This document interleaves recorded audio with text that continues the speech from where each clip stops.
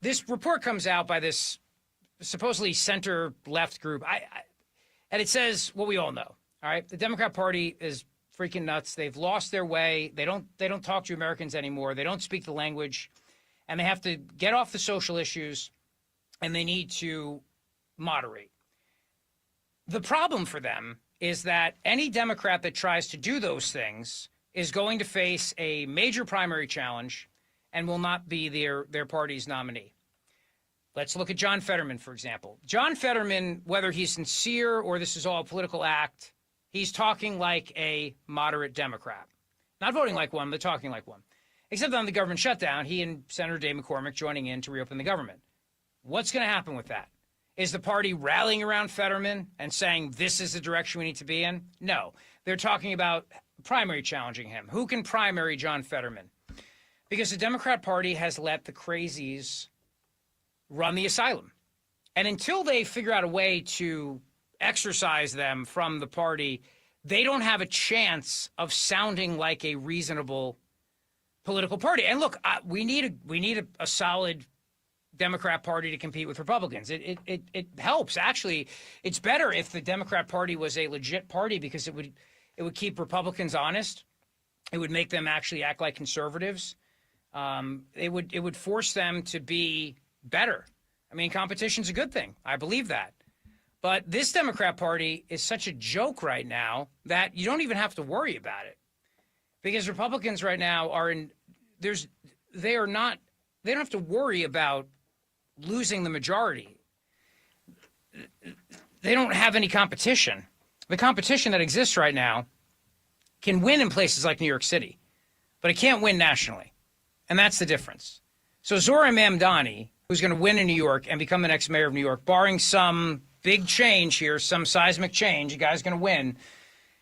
He's a socialist. Let's understand this now. He's a socialist. Democrats are about to elect a socialist for New York City.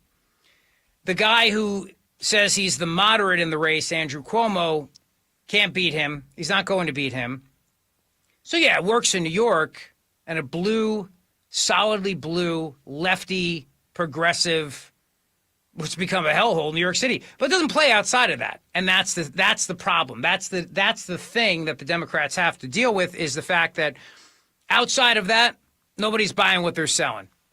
Because they're not talking about things that normal people talk about. Like you and I talk about issues, and I hear about the issues of energy prices. I hear about the issues of high electricity bills. And this report says Democrats need to stop talking so much about climate change.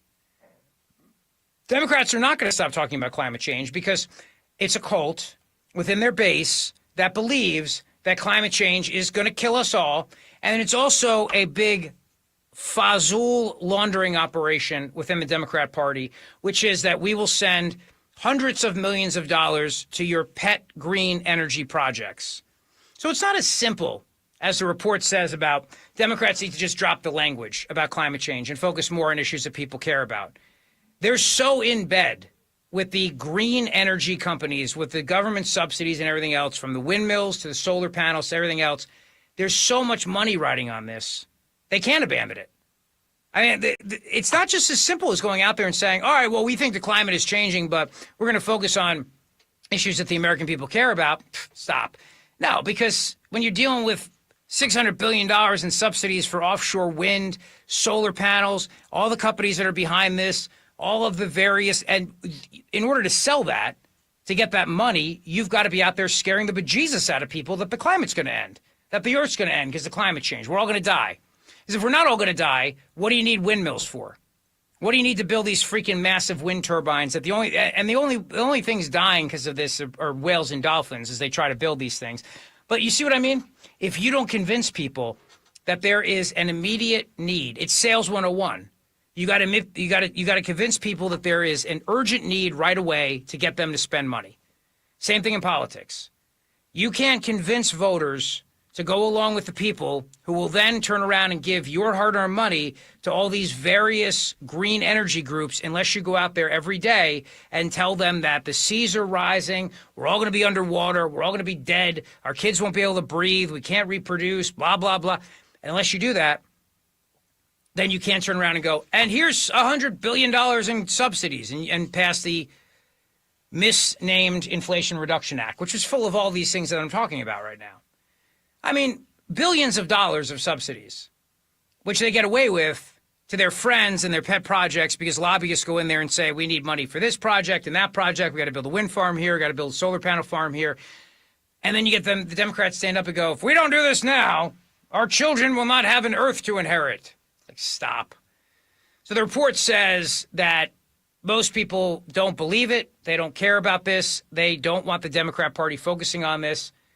But it's not just as simple as having a bunch of kooks who have a climate cult within their party that really does believe this. I'm not doubting that there are true believers. Believe me, there are. There are true believers in the Democrat Party who honestly believe that we will all be under seawater soon and that the oceanfront property is going to be Burlington County. Like, if you want oceanfront, buy in Medford, because eventually Medford Lakes will become Medford Shores and the Atlantic Ocean will be, I mean, there are people that believe that. They drive Subarus. They drive, not everybody who drives a Tesla believes this, by the way. I know people that drive Teslas that do it because they financially just, first of all, they love the self-driving function of it. But a lot of the people that started out driving Priuses, no, they literally believe this stuff. And it's also posh to believe this. It's not hip to not believe it. Like somebody said to me years ago, they said, when you don't agree with climate change, it sounds old. I said, what the hell does that mean? They said, well, yeah, it's like all the kids today believe it. First of all, that's not true. There's a lot more young people right now who are waking up to the fact that they've been sold a bill of goods here to fund green energy scams all over the country and around the world, by the way, around the world too. But they said, well, I mean, everybody now believes climate change is real. I said, well, whether it's real or not, we can't fix it. We can't do anything about it. So sending money to build windmills, solar farms, all these other things is a scam. It's not going to stop anything, especially when China is the world's #1 polluter. It's not going to do a damn thing. You could put us in every climate pact on Earth. It's not going to change anything. But if you have a cult that believes something, and then you can use that energy to then drive a message to get people elected who can then take your tax dollars and distribute those funds to corporations that are going to build all these projects and make bank, they're laughing all the way to the bank as they drive their cars, which, by the way, are cars. Whether they are filled with gasoline, these high-end cars they have, or you plug them in, still requires electricity, energy, or gasoline. It requires some sort of thing to make the engine go. I mean, I'm no engineering major, but the battery doesn't charge itself. It's not used. Hamsters don't charge it. And so all these fat cats at all these various corporations, Orsted, whoever else, they all live a very nice life. And the lobbyists who work for them, who get all the money for these climate change, green energy scam projects, they make bank too. Hundreds of thousands of dollars per project. It's a project basis fee. So we want to get a fiscal appropriation to build a solar farm in wherever. All right, well, that's going to cost you $500,000, and we'll get it introduced into the omnibus bill, and then we'll get introduced into the other bill, and that's how the game works. And then they laugh as they go to Capitol Grill and they eat steak as some climate change whack job group puts out a report that says steak is the worst thing that you could be eating and beef is killing us. And then the Washington Post writes a story about where you live and the carbon footprint. And, oh, wow, D.C. has one of the highest carbon footprints because of all the steak that they're eating at steakhouses in D.C. And it's not just the Republican Party. It's not like when the Democrats are in charge that suddenly all these steakhouses go out of business. No, they do just fine. That's the other dirty little secret about all this, is that when the Democrats are in charge, the Capitol Grill in D.C. or Smith & Walensky or wherever else, Capitol, Prime Rib, whatever it is, it's not like they switch their menus over to vegan for 4 years. Like, oh, Biden got elected, roll out the vegan menu. That's not what they do. What they do is they still serve steak, and people come in and pay a lot of money for it with their congressmen and their senators and their lobbying friends, and they all sit around and they figure out how to take our money and steal it from us and give it to their friends under the guise of climate change doom. So this report comes out and says Democrats need to get away from that issue, but there's A, a cult that votes in a primary that believes the doom is real, and B, money from people that take that climate cult craziness and turn it into a marketing campaign to convince Congress to give them money to give to their corporate fat cat friends. And that's how it works. And that's the deal. And to get away from that deal, good luck, because you're so invested in it now. You're so in that these green groups, like take Orsted, for example. Orsted is the company behind the massive wind massacre, dead whales and dolphins in the Jersey Shore, right? Well, they're dead now, or is dead, as our buddy Chairman Mike Donahue of the Cape May County Republican Party, he went out there, sued the pants off of them and won. It got them to go away for now, but they're just waiting and hoping that Mikey Sherrill wins the race for governor. It's why I tell you all the time, if Mikey Sherrill wins, those windmills are coming back. There's too much money at stake here. There are billions of dollars at stake. She will absolutely bring them back, and what she will do is she will turn around and she will say, we have to bring these windmills back because of climate change. No, it's because her donors are people that are tied to these groups, and they want to see these projects built because they got a lot of money riding on it. And then she can use that when she runs for president in 4 years, or not 4 years, but in 3 years, 2028. And she says, look at all the windmills I built. Look at all look at how I, from Virginia, came to Jersey, became your governor, and destroyed your coastline for my own selfish political benefit. And now I'm running it for president. And in the South Carolina presidential primary, when the issue of climate change comes up, I can stand on a stage and I can tell everybody how I built thousands of massive wind turbines in the name of climate change, in the name of fighting the climate change. Because if any Democrat on that stage in a primary, in the South Carolina Democrat primary in 2027, stands up there and says, you know what, most people don't believe this nonsense, and they want us talking about other things, and they want affordable energy prices, and they want electricity prices to go down, and they realize now that this green scam has driven up their rates, and they're really angry, and they're tired of this. That person is not winning. That person is not winning the primary. That person will be booed, and that person will be laughed off the stage, and good luck getting the nomination. Good luck. No, 0.0 chance right now in this political Democrat Party climate of that person walking off. Let's move over to another subject. Let's talk about Israel for a second. John Fetterman is out there saying that we have to stand with Israel. And because of that, he's going to face a primary challenge. You've got Mamdani, who's talked about Netanyahu should be arrested if he comes to New York City. That's going to be the mayor of New York City. So if you have a Democrat primary in 2027 in South Carolina or Iowa or New Hampshire, wherever, and you got a Democrat up there who says, Israel's our great friend, we have to stand with them and support them, you'll have the Free Palestine kooks screaming. That person will get laughed off the stage, and they're not winning the primary. This is the problem.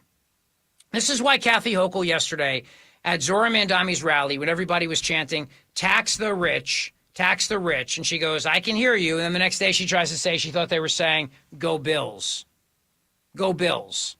When there's 2 freaking Bills fans in all of New York City, and both of them are visiting.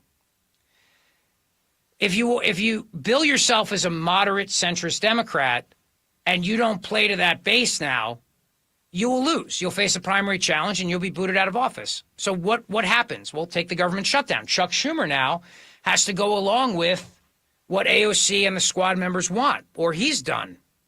You know, I was on the panel with this guy, very nice guy, and he brings up the Gateway Tunnel Project. So that's a tunnel project, very expensive to build a new tunnel under the Hudson River, connecting trains that would come up the Northeast Corridor into New York City. It's a busy commuter line, as you know, Amtrak, New Jersey Transit, Long Island Railroad too, and this Gateway Tunnel Project is temporarily canceled.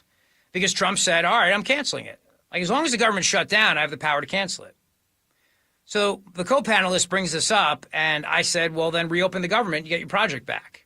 You'll get your Gateway Tunnel project back. It'll happen if the government reopens.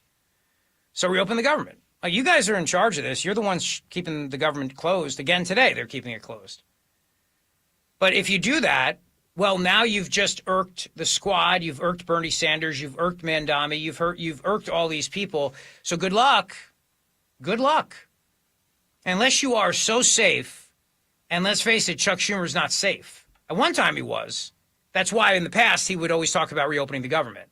That's why at one point in the past he would play ball with the other party because he was safe. You couldn't defeat Chuck Schumer.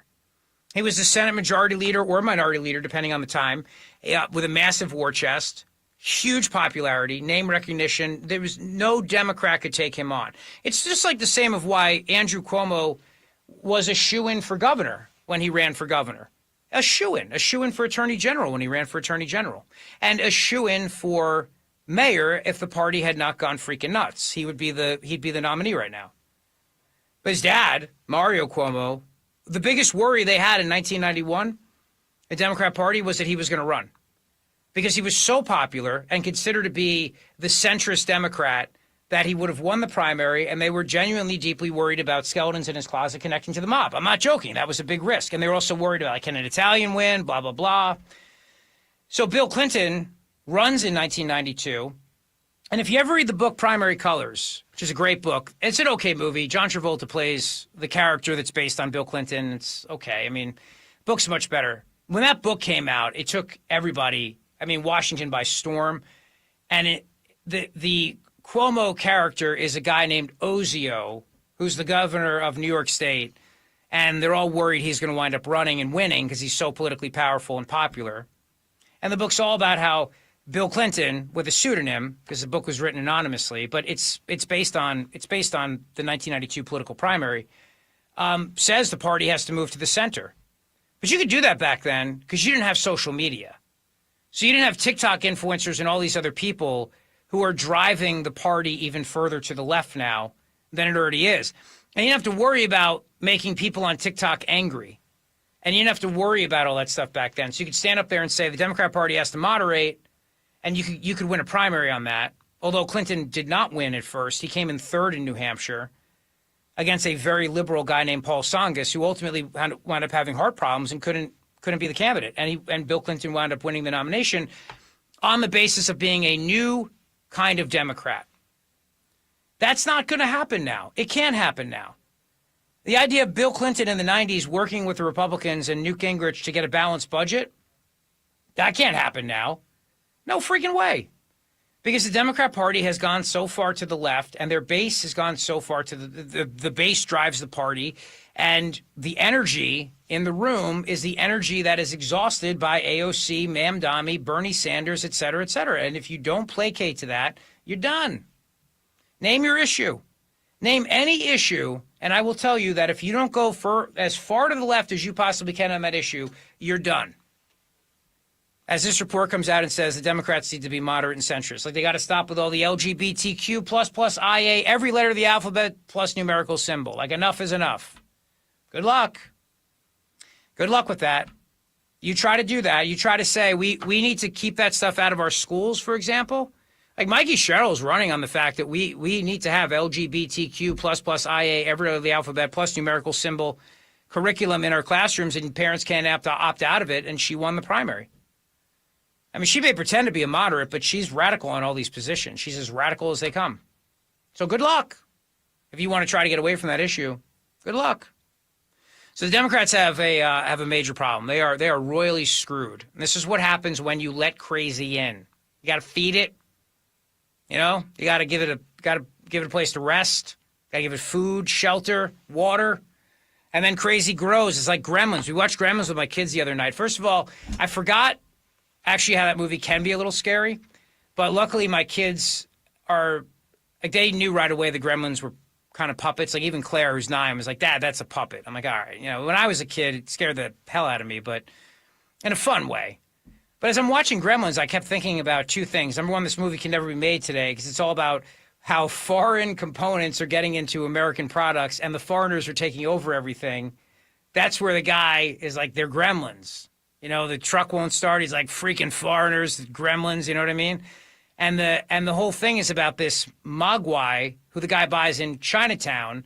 And when you get it wet, it multiplies. And then when you feed it after midnight, they become mean and they try to kill everybody. It's basically a giant hyperbole on offshoring American jobs. I never looked at it through the lens of that when I was a child, because as much as I was the Alex P. Keaton of my grade, I still never looked at Gremlins from that perspective. Now I do. I look at it from that lens, and I realize that movie was a telling warning about offshoring American jobs. But in the 90s, you could do that. You could talk about that. In the 80s and 90s, Democrats were talking about that all the time. Nowadays, it's racist. I mean, Steven Spielberg produced Gremlins, a movie that warns people about foreign takeover of cars and appliances because the foreigners will put gremlins in them to destroy American economy and American jobs. There's no way they make that movie today. And now what you have is you have a Republican Party that's out there warning about this, and the president is, and the Democrats are screaming about how we need to we need to make sure that, I mean, the party that was one time the party of the American worker is now so afraid of just offending people that they'd be more worried about the movie offending people than the point of the movie, which is that foreign companies and parts are taking over America with lesser quality things and destroying American jobs and infrastructure. That's why the Chicago mayor was more worried about the term illegal aliens and the crimes they are committing. Democrat Party is loco. All right, that is the big story of the hour, brought to you by Dr. Mike Veneria, Veneria Dental. Go see him today for your perfect smile. Venaria, Veneria Dental. My buddy, my friend, and the master of implant dentists. He is the best of the best. Go see him today, veneriadental.com. Friday, we're live in Cape May. It is our big show at the Grand Hotel of Cape May, New Jersey, and I want to see you there. It's going to be our Halloween spectacular, and it's going to be a lot of fun. So please join us for that, okay? Join us for that. And also, make sure you vote. If you haven't voted early yet, please do. If you came out last night to Burlington County, to Mount Laurel, it was great to see you, and thank you for joining us. We had a great rally. Jack pulled up with the bus, and he was fired up. He's losing his voice. The polls, not the polls, the numbers coming in. When we get back, I'm going to give you some very, very good news, okay? So stick with me. It's Talk Radio 1210.